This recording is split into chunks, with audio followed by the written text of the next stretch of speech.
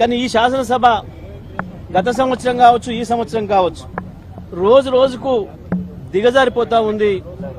మనం పక్క రాష్ట్రాల శాసనసభను చూసి నవ్వుకునే వాళ్ళం గతంలో, మన శాసనసభ ఎంత పద్ధతిగా నడుస్తుంది అని చెప్పి. కానీ వాళ్ళ ప్రతిపక్షం గొంతు నొక్కుతూ అధికార పక్షం పూర్తి స్థాయిలో దాడి చేస్తూ ఒక నిరంకుశమైన పద్ధతుల్లో సభను నడిపించడానికి ప్రయత్నం చేస్తూ ఉంది.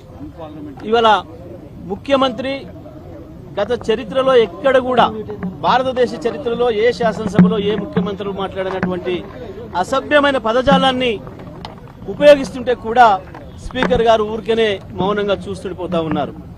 గత సభలో కావచ్చు, చివరికి విలేకరుల గురించి శాసనసభలో ముఖ్యమంత్రి మాట్లాడిన అసహ్యకరమైన భాషను కూడా కనీసం ఖండించలేకపోయాడు స్పీకర్ గారు, దాన్ని తొలగించలేకపోయాడు.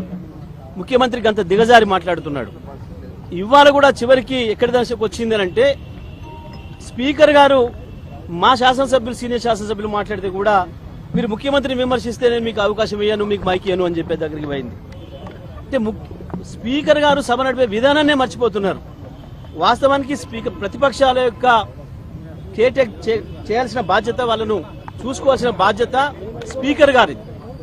ఒకవైపు ప్రభుత్వ పక్షం నుంచి ఎప్పుడైనా కొంత దాడి జరుగుతున్నప్పుడు ప్రతిపక్షం యొక్క రిస్కులోకి స్పీకర్ గారు రావాలి. సభలో మిగతా సభ్యుల హక్కులను కూడా కాపాడాల్సిన బాధ్యత స్పీకర్ గారిది ఉంటుంది పూర్తిగా.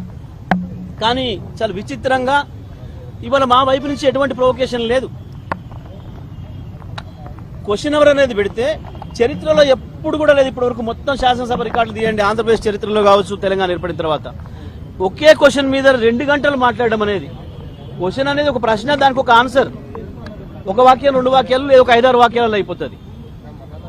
కానీ క్వశ్చన్ అవర్ పేరు చెప్పి ముఖ్యమంత్రి తన చెత్తనంతా వాగి మూసి కంపనంతా తీసుకొచ్చి తన నోటి ద్వారా ఇవాళ అసెంబ్లీలో వదిలి మా సీనియర్ లీడర్లు, ఇవాళ మా ఉపనాయకులు శాసనసభలో హరీష్ రావు గారు కూడా ఆ చర్చలో ఇన్వాల్వ్ అయ్యి వారు కూడా ఒక 3 ప్రశ్నలు వేసింది. చాలా పద్ధతిగా మొత్తం కూడా చూసింది, దేశమంతా కూడా చూసింది, ప్రజలందరూ కూడా చూసింది. ఒక ప్రధానమైన ప్రతిపక్షంగా ఇంత బాధ్యతాయుతంగా మేము ప్రశ్నలు అడిగినాం ప్రజల తరఫున. మేము ప్రజల తరఫున ఉంటాం, మేము మిగతా కార్యక్రమాలు మీరు చేసుకోండి, కానీ పేద ప్రజల ఇండ్లు కూలగొడితే మాత్రం మేము వాళ్ళ వెంట ఉంటామని చెప్పి చాలా స్పష్టంగా చెప్పారు. మా పాలసీ అది. ఆ తర్వాత ముఖ్యమంత్రి ఇష్టం వచ్చినట్టు దాడి చేసేసి మాకు అవకాశం ఇవ్వకుండా ఇంకొక ప్రతిపక్షానికి అవకాశం ఇచ్చేసేసి మూసేస్తున్నప్పుడు మేము మా 2వ శాసనసభ్యురాలు, మా ఇంకో ఉపనాయకురాలు సబితా ఇంద్రారెడ్డి గారికి అవకాశం వస్తే వారు మూసి ప్రస్తావన తేగానే స్పీకర్ గారు మైక్ కట్ చేస్తారు. సునీతా లక్ష్మారెడ్డి గారికి అవకాశం ఇచ్చి వారు మాట మొదలుపెట్టే ముందే మళ్ళీ కట్ చేసిండ్రు.